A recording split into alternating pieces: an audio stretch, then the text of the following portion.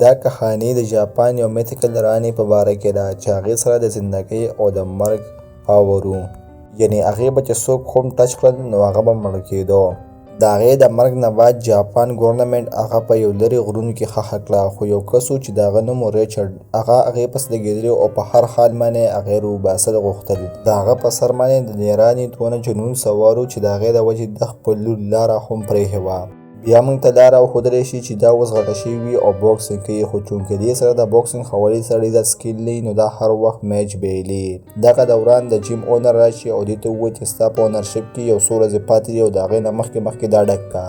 دلته موږ ته د لاره د سټوري په باره کې پته ولګي چې د هغې پلار ریچارډ چې کوم د هغه رانې په تلاش کې وتی او هغه اوسه پورې واپس بیا نه دی راغلی. د هغه ځي ګورنمنټ دا ډکلیر کړو چې هغه مړ شوی او د هغه چې څونه پروپرټي وه نو هغه لاره ته حواله شوې وه، خو هغې اوسه پورې دا خبره نه اکسپټ کوله چې زما پلار مړ شوی دی.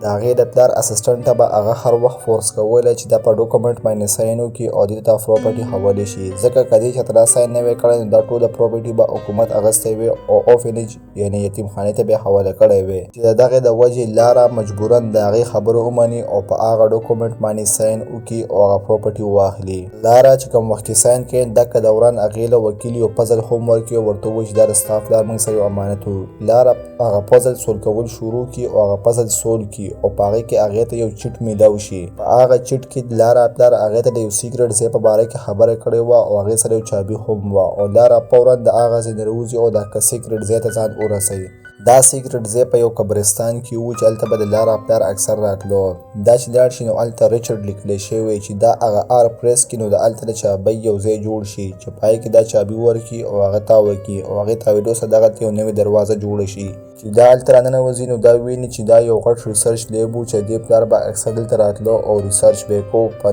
ناشنا شیزونو باندې. دغلته یو کیمره هم پرته وي چې هغه دا راوالي او پلی کړي او د هغې کې د هغه د پلار یو ویډیو وي چې په هغې کې د هغې پلار هغې ته لګیا وي چې زه د سوپر نیچرل پاور په تلاش کې وتی یم او ما ته د جاپان د یو راني په باره کې پته ولګېده چې هغې سره سوپر نیچرل پاور دی او بیا ورته ووایي چې ستا د مور د مرګ نه بعد زه ډېر زیات یوازې یم نو ما وایي چې زه به هغه راني پیدا کړم او د هغې د پاور په ذریعه به زه ستا مور د سپریچول دنیا نه واپس راولم، خو زما د ډېر زیات تلاش نه بعد هم ما هغه راني پیدا نه کړه. اوس چې ما دا کوم ریسرچ لیب جوړ کړی دی نو دا ته تباه کړه ځکه دا به چې خطرناک داسونو ته ورسي او هغوی به په دې دنیا ته نقصان ورسوي. هغې نه بعد لاره د هر سړی په غور سره کتل شروع کړي او دغه دوران هغې ته پته ولګي چې زما د پلار هیلپ چا کړی و، خو دې سره هغه وخت چونکې پیسې نه وي نو دا خپل څه ضروري شي د امانت په طور باندې چا سره کېږي او د هغې نه پیسې راواخلي او د هغه نه سیده هانګ کونګ ته لاړ شي چې د هغه کس سره میلاو شي. هلته دا د یو شپ په تلاش کې وي چې کوم ځای کې به هغه کس و، خو دغه دوران څه لوټیره راشي او دې نه د هغې دغه پلار هغه بیګ وتښتوي چې په هغې کې ټول کاغذونه و.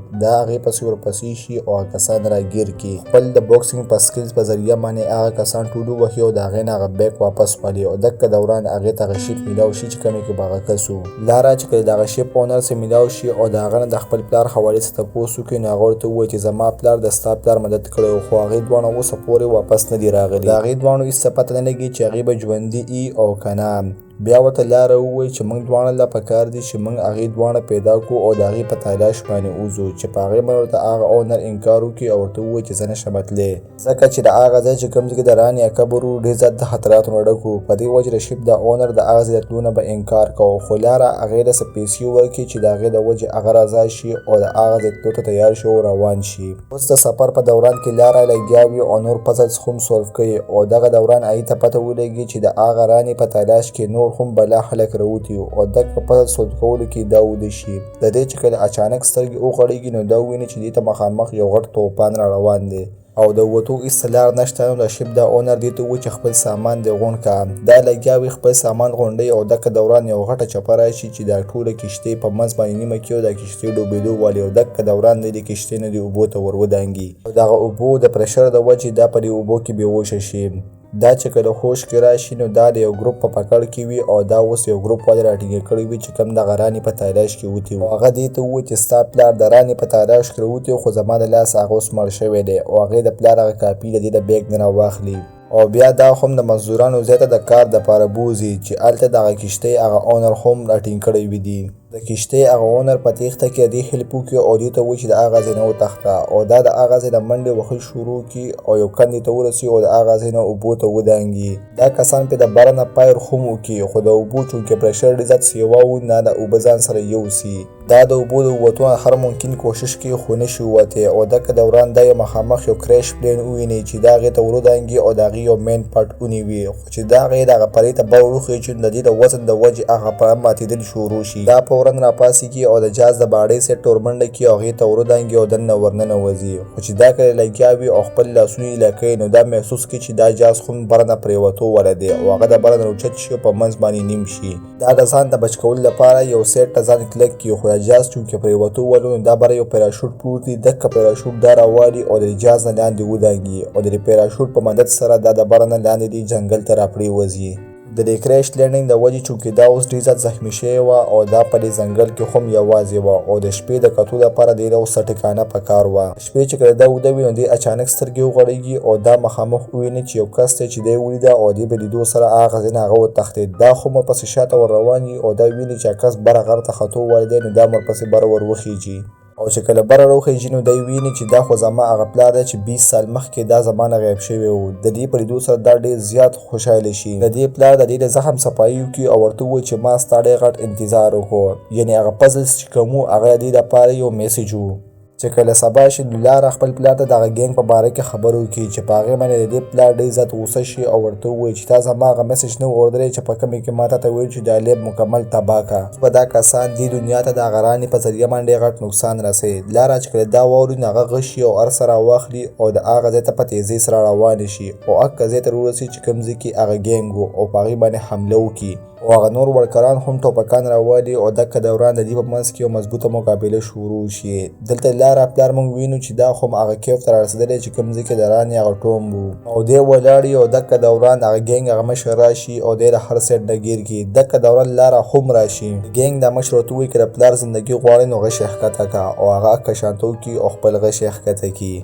بیا هغه لاره ته ووایي چې زما لپاره به ته اوس دا پزل سولف کړې او لاره اکه شانته هغه پزل سولف کول شروع کړي او چې کله ټول نښې نښانې صحیح کړي نو دکه دوران د دروازه پرېوځي او دغه یو غټ سورنګ وشي. دی د هغه سورنګ په ذریعه باندې په پړو باندې لاندې راکوشي چې کوم ځای کې هغه قبر و او دی مخکې روان شي. دغلته بلا د انسانانو ډانچې هم پرتې وي خو دی دا اګنور کړي او مخکې روان وي او دکه دوران د ځمکې نه څه غشي راوځي چې په دې باندې د یو ملګری ولګي او دغه ځای کې مړ شي خو دی دا بیا هم اګنور کړي او مخکې روان وي. هلته دی یو غټه کنده ویني چې پای کې بلا د انسانانو ډانچې پرتې وي. دی د هغې د پاسه پل جوړ کړي او په هغې باندې هغه بل سیټ ته ور واوړي خو چې کله دی مخکې روان وي نو دکه دوران د دې یو ملګری په یو غلط ځای باندې خپه کېږي چې د هغې د وجې د دروازې مکمل بندې شي او دی چې په کوم ځای باندې ولاړي نو هغه ځای په ښکته باندې پرېوتل شروع شي. لاره وویني چې یو سوری دی په هغې کې صرف رڼا روانه نو دا فوراً هغه ځای ته لاړ شي او هغه ځای کې مختلف قسم شي پرتې وي چې هغه دا په سوري باندې کې اوسل شروع کړي چې کېدی شي په دې باندې دا لاره کولاوه شي خو دا لاره بیا هم نه کولاویږي او دکه دوران د دې ذهن ته یو ایډیا راشي چې ریډ او بلو به یو ځای کړو نو دې د به ګرین کلر جوړ شي او کېدی شي په دې باندې دروازې کولاوه شي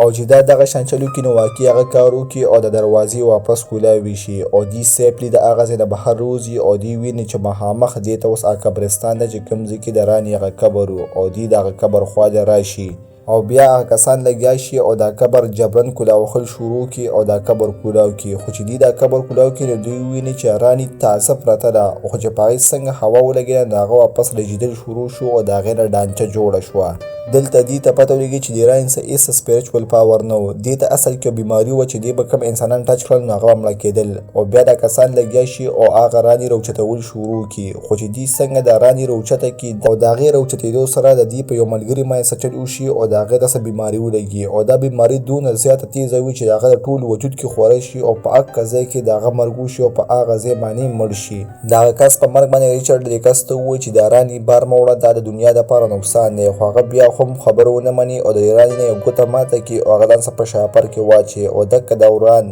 لاره او د هغې پلار په دې کسانو باندې حمله شروع کړي چې په هغې کې د لاره پلار ډېر زیات زخمي شي او هغه ته هم هغه بیماري ولګي. هغه لاره ته ووایي چې د دې ځای نه وځه او هغه کس منې کړه او زه دا ځای تباه کولو باندې یم چې په هغې باندې لاره ډېر زیات خفه شي ځکه چې هغه 20 سال بعد خپل پلار سره ملاو شوی وه او اوس یې پلار بیمار شو او هغه مړ کېدو والا دی خو هغه بیا هم خپله حوصله ونه بایلي او سیده هغه کس پسې لاړ شي چې کوم یو کس سره د هغه رانې هغه ګوته وه او هغه کس هلته په هغه پول باندې اورېدو ویلی وي چې هغه لاره راټینګ کړي او واپس یې بل سایډ ته راواړي او د هغه د جب نه هغه ګوته راوالي او د کس ته په خوله کې ورکړي چې د هغې د وجې هغه د بیماري ولګي او لاره ولله ته ورکړي او هغه کندې ته یې وروغورځوي چې کوم ځای کې هغه نور لاشونه پراته وو او دکه د وران د لاره پلار یو غټه دماغه وکړي چې دا ټول قبرستان پکې تباه شي او اوس دا ټول قبرستان د هغه دماکې د وجې راپرېوتو والو نو لاره فورا د هغه ځای نه وتښتي او د هغه پړي په مدد سره بهر د راوتو کوشش کوي خو دا ځای بیا خو هم راپرېوځي بار د هغه کښتۍ هغه اونر بار پاتې شوی و نو هغه د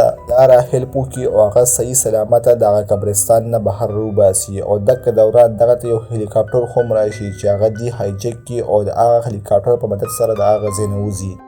او اوس موږ ته لاره وښودلی شي چې دې نه یو زمینداره جینۍ جوړه شوې ده او دې هغه هر څه اکسپټ کړي دي او دکه دوران دې ته پته ولګي چې دې د پلار چې کوم منیجره وه اصل کې هغه د ټوم په شکار کې وه او هغې روباسل غوښتل د هغې دا پلین و چې هغه لاره په بزنس کې مصروفه وساتي چې د هغې د وجې د هغې بالکل په هغې باندې شک را نه شي او هغې په باره کې څه کاروایي ونه کړي او اوس لاره ته پت لګېدلې وه او هغه دا ډیسایډ کړي چې زه په هر حال باندې دا ګیرم او دا مو په دې ختمه شي